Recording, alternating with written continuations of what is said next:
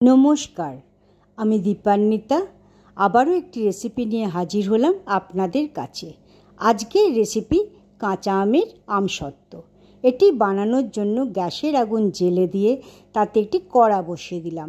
এরপর 1.5 কাপ জল আমি মেজার করে দিয়েছিলাম।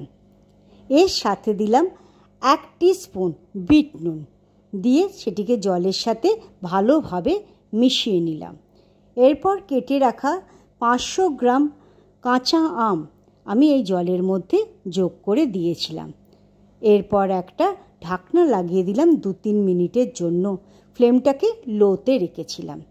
2-3 মিনিট বাদে যখন সেটি ফুটে উঠল, আবারও 1-2 মিনিট ধরে একটু নাড়াচাড়া করে আমগুলি যখন স্বচ্ছ অর্থাৎ ট্রান্সপারেন্ট হয়ে গেল, তখন গ্যাসের আগুনটি বন্ধ করে দিয়ে সেটিকে ঠান্ডা হবার জন্য রেখে দিলাম।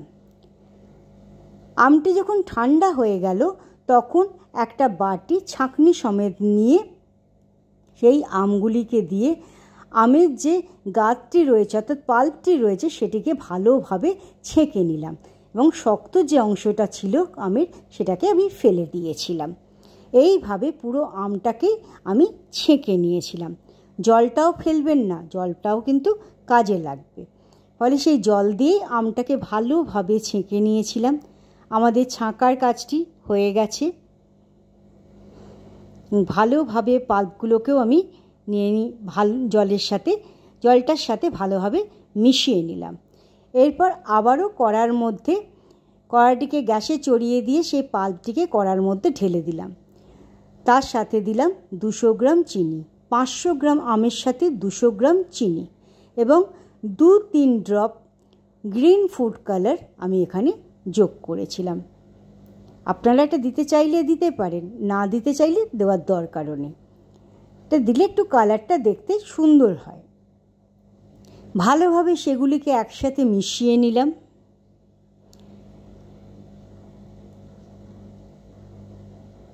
সেগুলিকে ভালোভাবে মিশিয়ে নেওয়ার পর গ্যাসের আগুনটিকে এবার আমি জ্বালিয়ে দিলাম।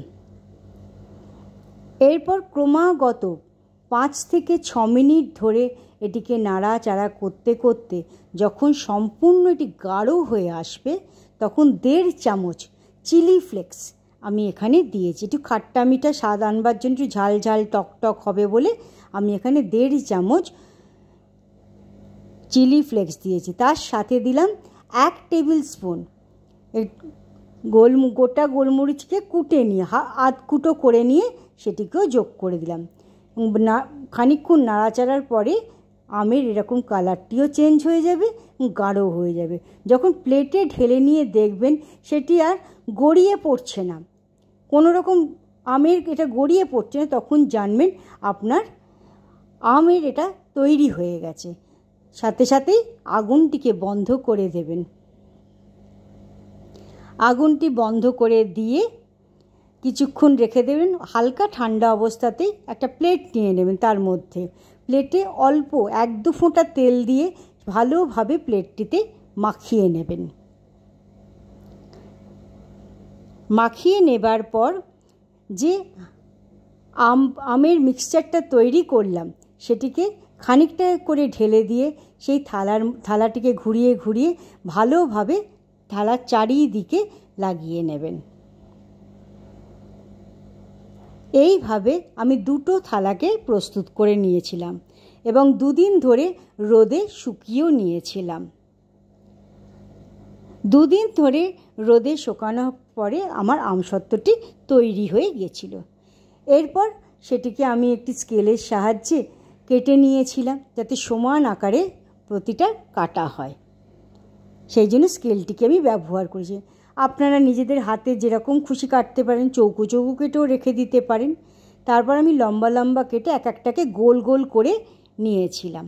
এইভাবে আমার আমসত্ত্বটা তৈরি হয়ে গেছিল। আবারও দেখাচ্ছি। কেটে নিয়ে রোল করে নিয়ে সেটিকে আমি রেখে দিলাম। আমাদের আমসত্ত্বটি তৈরি হয়ে গেল।